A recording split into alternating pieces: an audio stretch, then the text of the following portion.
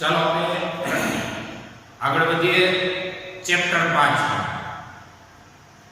લાસ્ટમાં આપણે વાત કરતા હતા નમન કોણ અથવા એને પૂછો એંગલ ઓફ ડીપ। નમન કોણ અથવા એને પૂછો એંગલ ઓફ ડીપ। તો જેની સંજ્ઞા આઈ છે, જૂના પાઠ્યપુસ્તકમાં એની સંજ્ઞા હાઈ પણ જોવા મળશે। તમે અમુક પ્રકારના પ્રશ્નો સોલ્વ કરો અન્ય મટીરીયલોમાં, તેમાં ઘણીવાર હાઈ સંજ્ઞા પણ વાપરેલી છે। સંજ્ઞા ગમે તે હોય, આપણે કન્સેપ્ટની અંદર આગળ વધવાનું છે કે ચુંબકીય ક્ષેત્રરેખાએ પૃથ્વીની ચુંબકીય ક્ષેત્રરેખાએ પૃથ્વીની સપાટી સાથે કોના ચુંબકીય ક્ષેત્રરેખાએ? તો કે પૃથ્વીના ચુંબકીય ક્ષેત્રરેખાએ પૃથ્વીની સપાટી સાથે બનાવેલ ખૂણાને નમન કોણ કહે છે।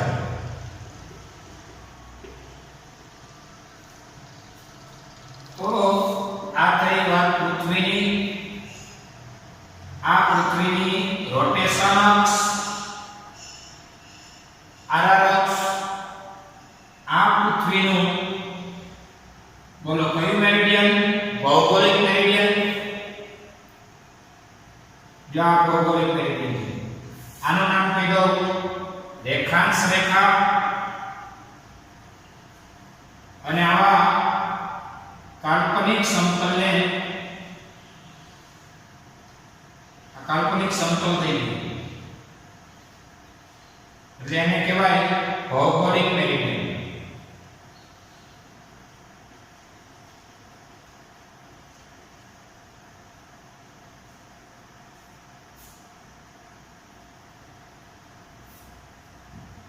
એ જ રીતે આગળ આ તમારી મેગ્નેટ અક્ષ,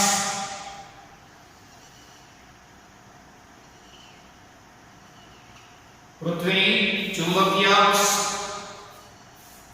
આ ચુંબકીય ક્ષેત્રરેખા,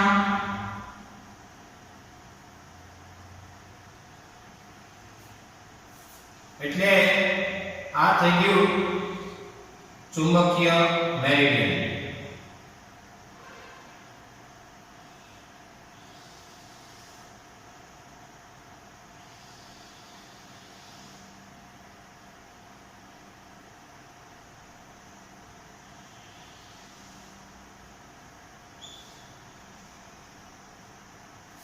આનું નામ કહેવાય ચુંબકીય મેરિડિયન।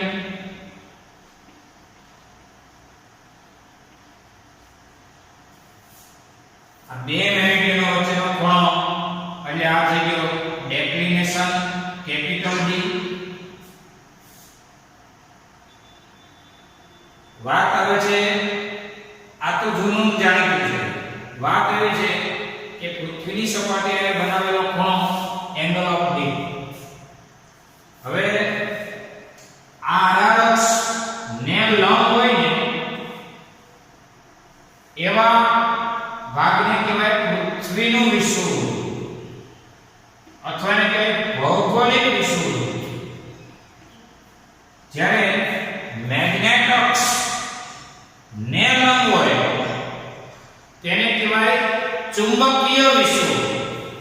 આ મેગ્નેટ અક્ષ એમએન અક્ષ થઈ, એને લંબ આવું કાલ્પનિક વિચાર।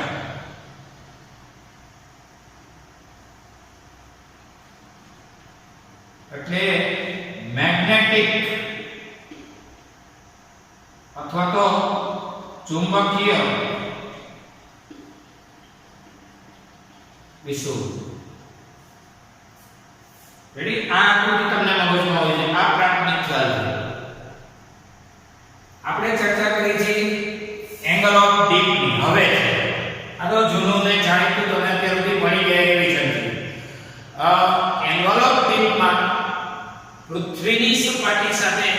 ચુંબકીય ક્ષેત્રરેખાએ બનાવેલો ખૂણો. આ પૃથ્વી અને આ એની ક્ષેત્રરેખા એટલે કે n માંથી નીકળેલી ક્ષેત્રરેખા S તરફ આ S છે, આ M છે. n માંથી નીકળેલી ક્ષેત્રરેખા S માં દાખલ થાય છે અને અહીંયા અંદર S થી n જઈ બંધ ગાળો બનાવે છે. એટલે ક્ષેત્રરેખાઓ ઢગલાબંધ હોય, અસંખ્ય હોય કહી શકાય. એમાંની અહીંયા એક ક્ષેત્રરેખા તમને બતાવી છે. બીજી ક્ષેત્રરેખા બતાવો. જો અહીંથી ગઈ છે અને અહીંથી ગઈ છે. અહીંથી ગઈ છે આથી અને અહીંયા ફરી અને આવતી હોય એવું n માંથી નીકળે S માં દાખલ થઈ S થી n સુધી. ફરીથી બોલું, n માંથી નીકળી S માં દાખલ થઈ અને S થી n સુધી. હવે વાત એવી છે કે એંગલ ઓફ ડી આપણી પાસે સાચે કહું ને તો પૃથ્વીની સપાટીમાંથી આ છેડામાંથી જ્યાં છે ઉત્તરમાં ઉત્તર કેનેડા ત્યાં ટચ થાય છે. આ છેડો ઉત્તર કેનેડા પાસે ટચ થાય છે. આ ભૂચુંબક છે, આ કાલ્પનિક ભૂચુંબક છે. એટલે કે પૃથ્વીની ચુંબકીય ઇફેક્ટ છે, મેગ્નેટિક ઇફેક્ટ કહેવાય છે. જ્યારે આનું નામ છે જીઓમેટ્રિક નોર્થ પોલ કે ભૌગોલિક ઉત્તર ધ્રુવ. આ છેડો છે ને એ છે જીઓમેટ્રિક સાઉથ પોલ, ભૌગોલિક દક્ષિણ ધ્રુવ. પૃથ્વીના ઉત્તર ભાગમાં એટલે કે ઉત્તર કેનેડા આ ભાગ જ્યારે ન્યા ટચ થાય છે અને અહીંયા એન્ટાર્કટિકા આપણે ચર્ચા ઓલરેડી થઈ ગઈ છે. એન્ટાર્કટિકા નજીક આ પોલ ટચ થતો હોય એવી વૈજ્ઞાનિકોની કાલ્પનિક રજૂઆત છે. વાત રહી એંગલ ઓફ ડીપની. જો અહીંથી નીકળેલી ક્ષેત્રરેખા n માંથી નીકળે ને ભાઈ, પૃથ્વીની સપાટી અહીંયા આમ થાય. સપાટી આને કહેવાય, સપાટી એને જ કહેવાય જે પૃથ્વીની ત્રિજ્યા એ સ્પર્શક સ્વરૂપે હોય અને પૃથ્વીની ત્રિજ્યા એ લંબ હોય, એને એની સપાટી કહેવાય. તો આ પૃથ્વીની સપાટી, આ પૃથ્વીની ત્રિજ્યા થીટા થાય 90. એટલે અહીંયા પૃથ્વીની સપાટીએ ચુંબકીય ક્ષેત્રરેખાએ બનાવેલો આ ખૂણો એંગલ ઓફ ડી અહીંયા થઈ જાય છે 90. અને એ જ મૂલ્ય આનું નામ કયો? પૃથ્વીનું ચુંબકીય વિષુવવૃત્ત. ચુંબકીય વિષુવવૃત્ત પાસે આગળના લેક્ચરમાં ચર્ચા થઈ હતી. ચુંબકીય વિષુવવૃત્ત પાસે એંગલ ઓફ ડી નું મૂલ્ય છે 0 ડિગ્રી. કેમ ભાઈ? કારણ કે પૃથ્વીની ક્ષેત્રરેખા ચુંબકીય વિષુવવૃત્ત પાસે જો આમ છે અને પૃથ્વીની સપાટીને ટૂંકમાં પેરેલલ છે, સમાંતર છે, એંગલ ઓફ ડી 0. જ્યારે એની ચર્ચા અહીંયા કરો ને તો પૃથ્વીની સપાટી આમ થાય, સપાટી આ સપાટી કહેવાય અને ચુંબકીય ક્ષેત્રરેખા અહીંયા દાખલ થતી હોય છે. દાખલ થતી ક્ષેત્રરેખા કે જેને સપાટીએ બનાવેલો ખૂણો કેટલો થયો તો કે 90. Angle of D. અન્ય પરિસ્થિતિઓનો આપણે આગળ અભ્યાસ ચાલુ રાખીએ. દાખલા તરીકે હવે 3D બનાવું છું, ચેક કરજો. આ તમારી પાસે જોજો લોચો નો થાય, n માંથી નીકળેલી હોય અને s માં દાખલ થતી હોય, પૃથ્વીની વક્રતાને અનુસરતી હોય, s માં દાખલ થતી હોય. હવે આ n માંથી નીકળેલી હોય અને s માં દાખલ થવા માટે વક્રતા પકડતી હોય, આટલી જગ્યા આટલી હોય. હવે એના આધારે આ ચુંબકીય ક્ષેત્ર રેખા છે ભાઈ, જેની સંજ્ઞા છે b વેક્ટર. b વેક્ટર છે આ છે ને એ b વેક્ટર કહેવાય, ચુંબકીય ક્ષેત્ર છે. અને ચુંબકીય ક્ષેત્ર જે તમે અહીંથી n માંથી નીકળી s માં દાખલ થવા માટે અહીંયા તમે જે b વેક્ટર લ્યો છો, આમ ત્રાંસુ લ્યો એટલે ઘટક 2 પડે. જો આ બે, આ ચાલો આ કોણ છે, આ b વેક્ટર નીકળ્યો, એ b વેક્ટર અહીંથી વક્ર થઈ અને એક b વેક્ટર વક્ર થાય તો જ દાખલ થાય ને અહીંયા s માં, અને એક b વેક્ટર s થી n બંધગાળો બનાવે છે. તો હવે આની વક્રતાને ધ્યાનમાં લઈ, n માંથી નીકળેલાની વક્રતાને ધ્યાનમાં લઈ અને પરસ્પર લંબ એવા બે ઘટકો પાડું છું. આની વક્રતાને ધ્યાનમાં લઈ પરસ્પર લંબ એવા બે ઘટકો પડ્યા, અને બે ઘટકો પડ્યા તો તમારી પાસે એક હોરિઝોન્ટલ એટલે કે સમક્ષિતિજ અને વર્ટિકલ એટલે કહેવાય ઊર્ધ્વ ઘટક, આવા બે ઘટક પડશે. એમાં હોરિઝોન્ટલ ઘટક છે ને એ b નો b cos બનાશે. ચુંબકીય ક્ષેત્રના બે ઘટક પડશે, એક સમક્ષિતિજ ઘટક અને શિરોલંબ. સમક્ષિતિજ ઘટકને કહેવાય હોરિઝોન્ટલ અને શિરોલંબને કહેવાય વર્ટિકલ અથવા ઊર્ધ્વ ઘટક. તમારા ટેક્સ્ટમાં સંજ્ઞા છે z,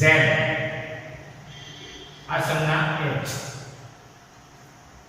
પૃથ્વી માટેનો અર્થ એ ઊર્ધ્વ ઘટક છે ને, શિરોલંબ ઘટક અથવા ઊર્ધ્વ ઘટક જે છે z અને એ b sin, અને આ છે ને એ b cos. તો b એ સદિશ રજૂઆત થઈ, એમાં કોણ cos અને કોણ sin ની ચેક કરો. જો અહીંથી b નીકળો, વક્રતા મારી અને b અહીંથી દાખલ છે. આ b જે વક્ર છે એને પરસ્પર લંબ એવા બે ઘટકો થયા. કોના ઘટકો થયા ભાઈ? b વેક્ટરના ચુંબકીય ક્ષેત્ર રેખાના. હાલો અહીંથી નીકળે આમ જાય, એમાં ત્રાસુ વિચારો, બે ઘટકો પડ્યા જેને જોવો, આ બે ઘટકો પડ્યા, એક ઘટક આ, બીજો ઘટક આ, પરસ્પર લંબ એવો. આ છે b વેક્ટર. હવે જેની આરે થીટા ખૂણો બન્યો ને એ ઘટક cos. એટલે ભાઈ કોની આરે બન્યો? તો કે થીટા ખૂણો એટલે જે કોઈ એંગલ ઓપ્ટિક. ચુંબકીય ક્ષેત્ર રેખાએ પૃથ્વીની સપાટીએ ખૂણો બનાવ્યો એંગલ ઓપ્ટિક. એટલે આ ચુંબકીય ક્ષેત્ર રેખાએ આ પૃથ્વીની સપાટીને સમાવતી અક્ષ સાથે આ ખૂણો બનાવ્યો એટલે આ એંગલ ઓપ્ટિક થઈ ગયો. એટલે આ b નો જેની આરે થીટા ખૂણો બન્યો આ ઘટક કહેવાય b cos થીટા. જેને કહેવાય પૃથ્વીની સપાટીને સમાંતરનો સમક્ષિતિજ ઘટક. અને આ ઘટક બન્યો એ b sin થીટા, જેને કહેવાય cos એ આ sin એ કેવો થઈ ગયો? લંબ. એક cos હોય તો બીજો શું હોવાનો? sin. હવે એના આધારે sin અને cos નો ગુણોત્તર એટલે તમે tan સેટ કરી શકો. તો હવે tan થીટા એટલે b sin ના છેદમાં b cos.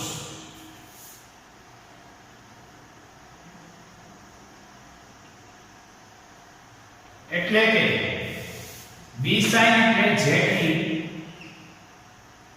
અને b cos એટલે h jd h આથી tan i આ સૂત્ર કામનું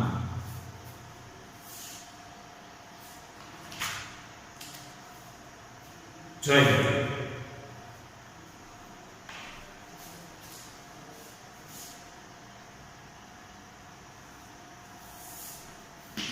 ચલો ઉદાહરણ નંબર 9.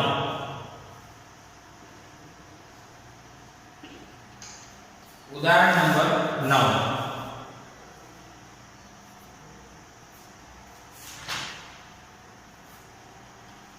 એમાં કોઈ સ્થાનના ચુંબકીય ધ્રુવતલના પૃથ્વીના ચુંબકીય ક્ષેત્રનો સમક્ષિતિજ ઘટક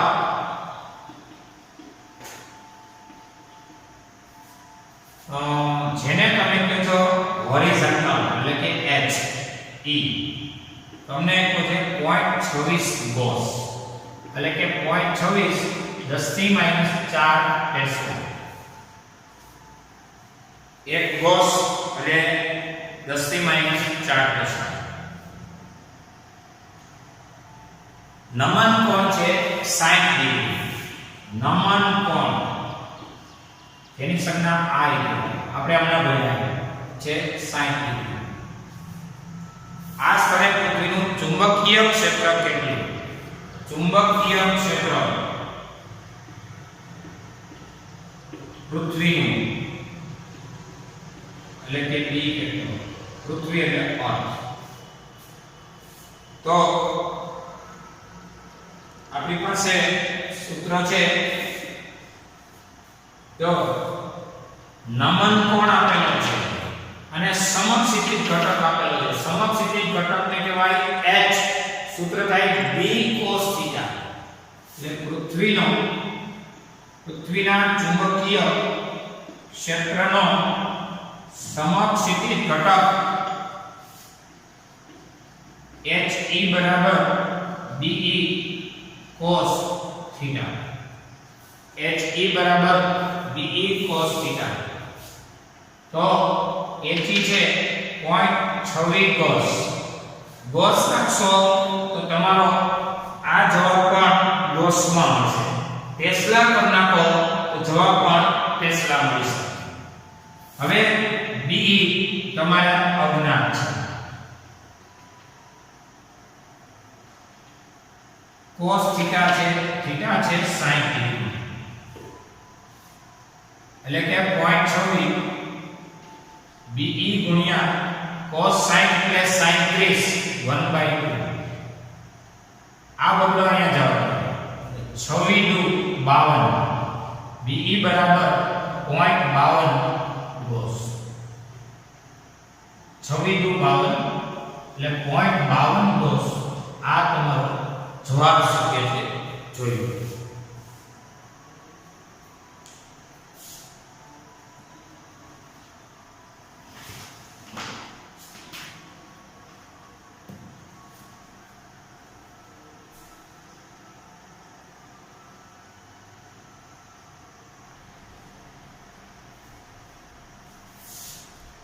ચલો સ્વાધ્યાયનો 10 મેગ્નેટિક મેરિડિયન ને સમાંતર ઉર્ધ્વ સમતલમાં, ઉર્ધ્વ એટલે y અક્ષ અને સમક્ષિતિજ એટલે x અક્ષ, ઉર્ધ્વ સમતલમાં મુક્ત રીતે ભ્રમણ કરી શકે એવી સોય નિયમિત સમક્ષિતિજ એટલે કે x અક્ષ નીચે તરફ 22 નો ખૂણો બનાવતી દિશામાં છે. એટલે આપણા કેસમાં નીચે તરફ 22 નો ખૂણો બને એટલે એંગલ ઓફ ડીપ થઈ ગઈ 22. હજી કહું છું એંગલ ઓફ ડીપ ઓળખી લો. જો સમક્ષિતિજ સાથે એટલે પૃથ્વીની સપાટીની x અક્ષ સાથે ચુંબકીય સોય દ્વારા બનેલો ખૂણો. અને યાદ રાખજો ચુંબકીય સોય હંમેશા ચુંબકીય ક્ષેત્રને સમાંતરીય આપણે ભણ્યા હતા. ચુંબકીય ક્ષેત્ર એટલે કે B વેક્ટર અને ચુંબકીય સોયને મુક્ત રીતે ભ્રમણ કરી શકે એવી સોયને મૂકો ને તો ચુંબકીય સોય હંમેશા ક્ષેત્રની દિશામાં ગોઠવાઈ જાય. આ એનું સ્થાયી સંતુલન કહેવાય. એટલે ચુંબકીય સોય જ્યાં ગોઠવાઈ જાય ને ત્યાં માની લેવાનું ચુંબકીય ક્ષેત્ર છે. કારણ કે ચુંબકીય ક્ષેત્રમાં ચુંબકીય સોયની લાક્ષણિકતા કઈ તો કે ક્ષેત્રને સમાંતર ગોઠવાઈ જવાનું. કે જે વખતે એની ચુંબકીય ડાયપોલ મોમેન્ટ ની દિશા અને b ની દિશા એક રેખસ થઈ જાય એટલે ટો બરાબર m ક્રોસ b સૂત્ર અંતર્ગત ટોનું માન કાઢો તો mb sin 0 અને sin 0 0 થાય તો કોઈ ટોર્ક ન લાગે. આ એની સ્થાયી સંતુલન અવસ્થા. કોની? ચુંબકીય સોયની ચુંબકીય ક્ષેત્ર સાથે 0 ડિગ્રી બનાવવાની અવસ્થા એટલે સ્થાયી અવસ્થા. તો પૃથ્વીની સપાટી સાથે ચુંબકીય સોય 22 ડિગ્રી નમી ગઈ છે. તો પૃથ્વીની સપાટીએ ચુંબકીય સોય 22 ડિગ્રી નમી ગઈ તો ચુંબકીય સોય કઈ બાજુ જાય? જે દિશામાં ચુંબકીય ક્ષેત્ર હોય. તો માની લો કે પૃથ્વીની ચુંબકીય સોય 22 ડિગ્રી માની આપેલી છે તો એનો મતલબ એ કે ચુંબકીય ક્ષેત્ર સમક્ષિતિ જ્યારે 22 ડિગ્રી રહેલું છે એટલે પૃથ્વીનું ચુંબકીય ક્ષેત્ર અને સપાટી સાથે બનેલો ખૂણો એ એંગલ ઓફ ડિક્રીટ. આ તમારા માટે આટલાનું છે તમારું 10મો એટલે એ 22 ડિગ્રી. આ સ્થળે પૃથ્વીના ચુંબકીય ક્ષેત્રનો સમક્ષિતિજ ઘટક 0.35 ગોસ. સમક્ષિતિજ ઘટક ને તમે કહો છો હોરિઝોન્ટલ. પૃથ્વી એટલે અર્થ HE 0.35 ગોસ. આ સ્થળે પૃથ્વીના ચુંબકીય ક્ષેત્રનું માન કેટલું? ચુંબકીય ક્ષેત્રને કહેવાય D. આપેલો છે સમક્ષિતિજ ઘટક. પૃથ્વીના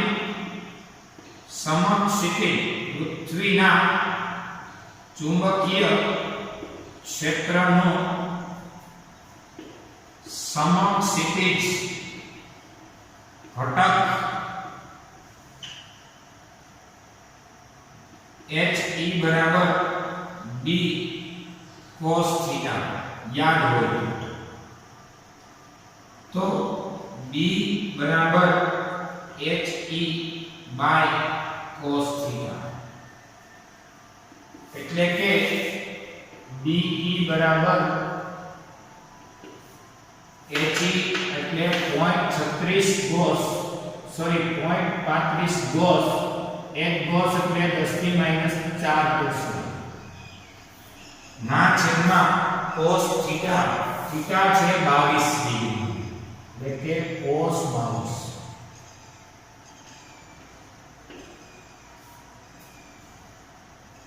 હવે આગળ વધીએ.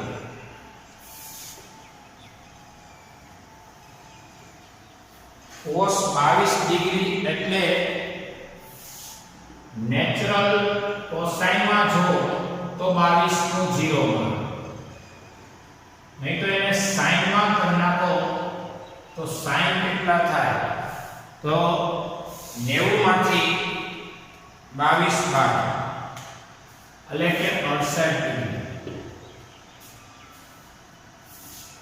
એટલે કે b બરાબર 0.35 10⁻⁴ અને sin 68 ડિગ્રી એટલે 68 નું 0 માં નેચરલ સાઇન.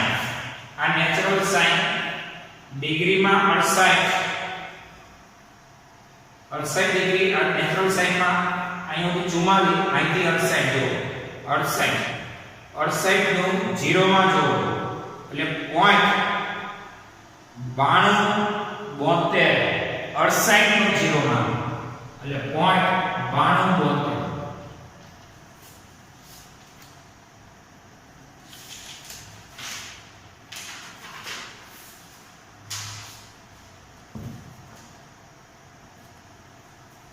હવે આગળ A થી B બરાબર 0.35 ના છેદમાં 0.92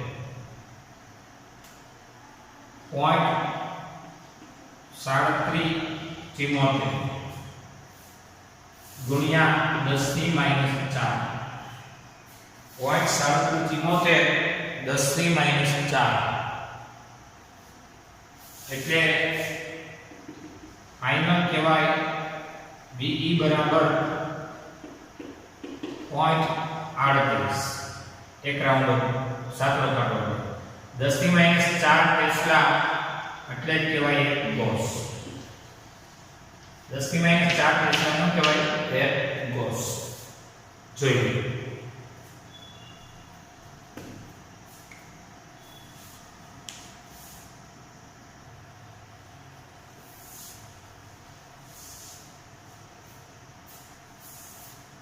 चलो जो स्वाध्यायનો 11મો આફ્રિકાના કોઈ સ્થળે ચુંબકીય કંપાસ એટલે કે આપણો ઓકાયંત્ર જેમાં ચુંબકીય સોય હોય ચુંબકીય કંપાસ ભૌગોલિક ઉત્તરથી 12 ડિગ્રી પશ્ચિમ દિશામાં રહે છે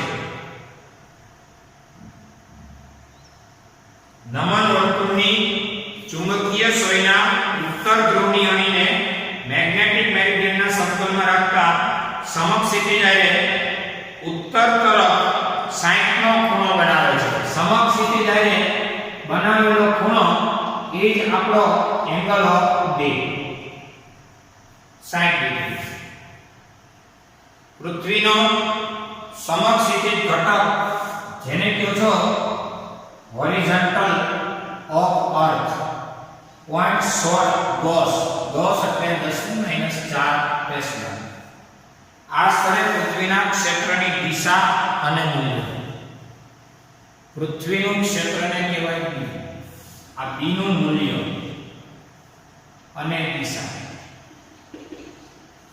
તમારા પ્રશ્નની શરૂઆતમાં જે 12 ડિગ્રી બસ એ દિશા તો મળી ગયેલી છે એટલે દિશા કઈ તો કે દિશા એટલે તમારી રકમ પ્રમાણે 12 ડિગ્રી પશ્ચિમ તરફ 12 ડિગ્રી એ પશ્ચિમ તરફ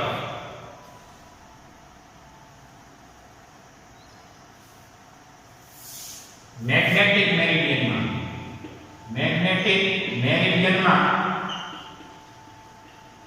12 ડિગ્રી પશ્ચિમ તરફ રકમ આપેલી છે એમાં બધી ન મળે હા b નું મૂલ્ય કેટલું છે તો આ તમને સમક્ષિતિજ ઘટક આપેલો છે તો આગળ ચર્ચા નથી પૃથ્વીના ચુંબકીય ક્ષેત્રનો સમક્ષિતિજ ઘટક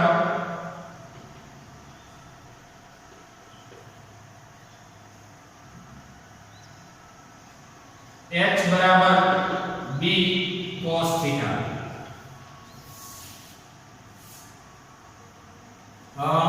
B बराबर H ना छेदમાં cos थीटा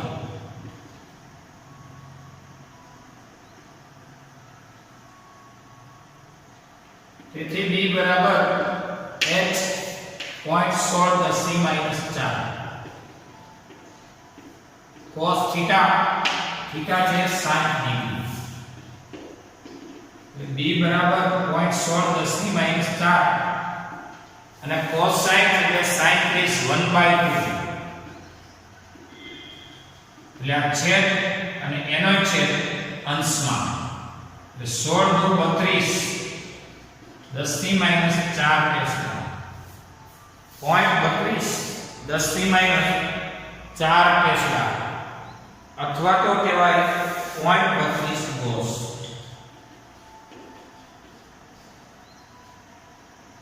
આ તમારો જવાબ જોયું એટલે કઈ દિશામાં એકલીના લખવાનું કીધું એટલે દિશા તો પકડાઈ ગઈ છે મૂલ્ય કેટલું તો મૂલ્ય તો આપણે હમણાં ભણ્યા એટલું.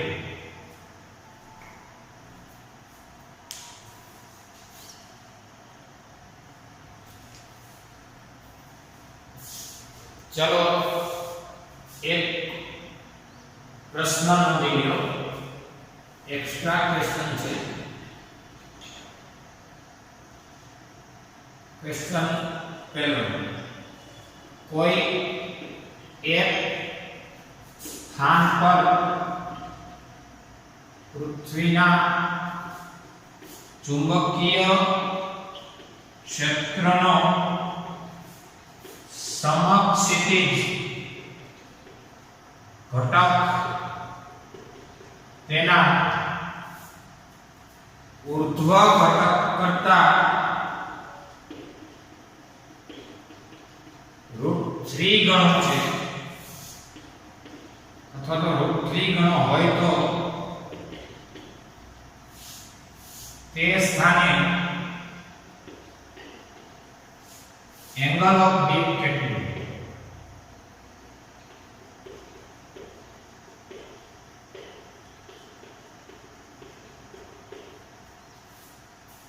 प्रश्न विचारीने કહો. કોઈ સ્થાન પર પૃથ્વીના ચુંબકીય ક્ષેત્રનો સમક્ષિતિજ ઘટક અને સમક્ષિતિજ ઘટક કહેવાય. તેના ઊર્ધ્વ ઘટક કરતા √3 ગણો. ઊર્ધ્વ ઘટકને z કહેવાય. આવડવા √3 ગણો છે એટલે √3 વડે આ બાજુ ગુણી નાખીએ. આ સમક્ષિતિજ ઘટક સમક્ષિતિજ ઘટક એટલે HE અને ઊર્ધ્વ ઘટક અથવા શિરોલંબ ઘટક એટલે ZE. સમક્ષિતિજ ઘટક શિરોલંબ ઘટક કરતા √3 ગણો. સમક્ષિતિજ ઘટક પોતે જ √3 ગણો છે. √3 વડે સાન ગુણીએ.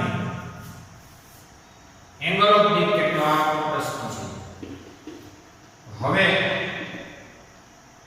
HE બરાબર B cos થીટા અને ZE બરાબર B sin થીટા ને સમીકરણ 1 માં મૂકો તો શું થશે? HE દેખાય ત્યાં B cos થીટા √3 ના √3 ZE દેખાય ત્યાં B sin થીટા. બંને બાજુ તમારે B કેન્સલ કારણ કે પૃથ્વીનું ચુંબકીય ક્ષેત્ર નું મૂલ્ય અચળ છે. 10⁻5 ટેસ્લાનું થિયરી વધ્યું શું તો કે 1/√3 √3 નીચે આયા હોય તો sin થીટા ના છેદમાં cos થીટા એટલે આને કહેવાય tan થીટા અને 1/√3 tan sin √3 થાય અને tan 30 1/√3 થાય એટલે થીટા કહેવાશે 30 ડિગ્રી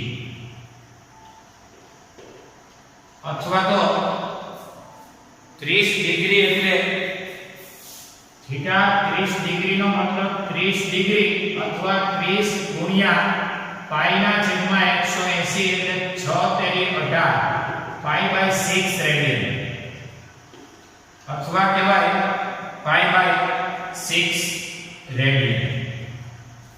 આ એંગલ ઓફ ડીપ જોઈએ.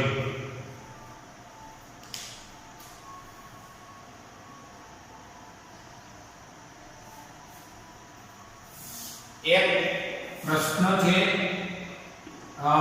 તમારો ડાયનેમો અસર.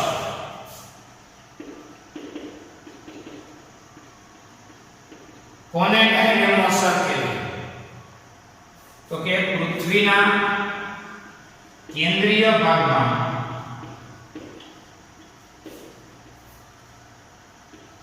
પીગળેલ પ્રવાહી ખાસ કરીને લોખંડ અને નિકલ ને લીધે પીગળેલ પ્રવાહીને લીધે પૃથ્વીના ભ્રમણ દરમિયાન પૃથ્વી ફરે છે એ દરમિયાન શું ઉત્પન્ન કરે? પ્રવાહનું નિર્માણ કરે. ભ્રમણ દરમિયાન પ્રવાહનું નિર્માણ કરે.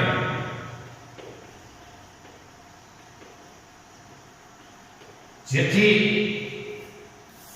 ચુંબકીય ક્ષેત્ર ઉપજાવે. પ્રવાહ હોય આસપાસ શું હોય? ચુંબકીય ક્ષેત્ર. જેથી ચુંબકીય ક્ષેત્રનું નિર્માણ થાય. આને લીધે પૃથ્વી એક ચુંબક તરીકે વર્તે.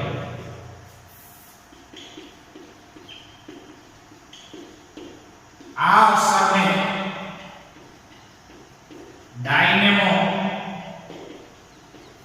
અસર કહેવાય.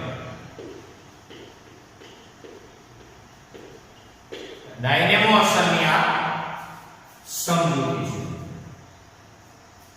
ચલો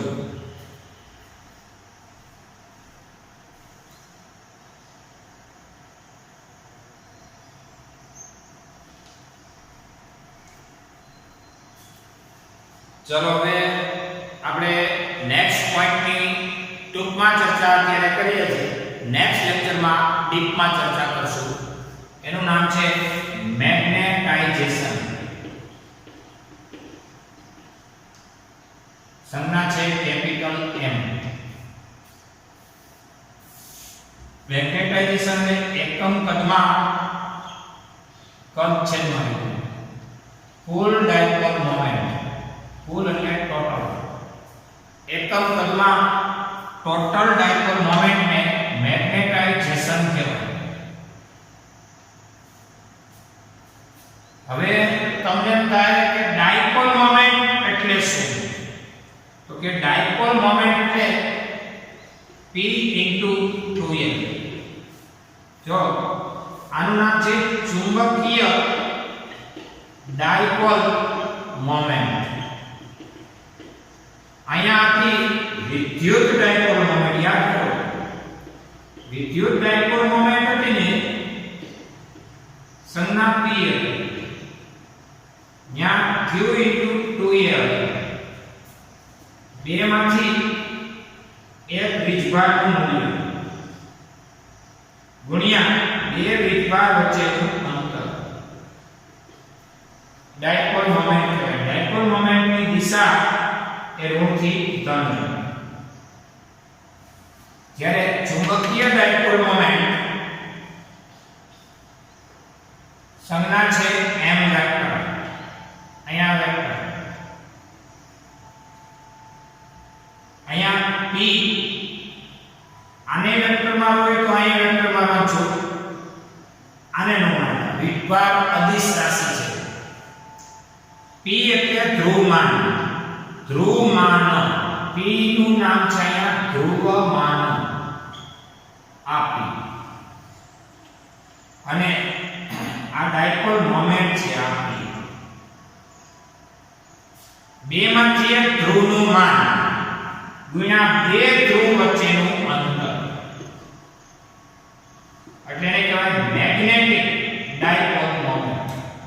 હવે એકમ કદમાં મેગ્નેટિક ડાયપોલ મોમેન્ટ એ એની મેગ્નેટાઇઝેશન કહેવાય. આગળના લેક્ચરમાં આની ડીપમાં ચર્ચા કરીશું. અત્યારે ડેઇલી ટેસ્ટ નોંધી લો.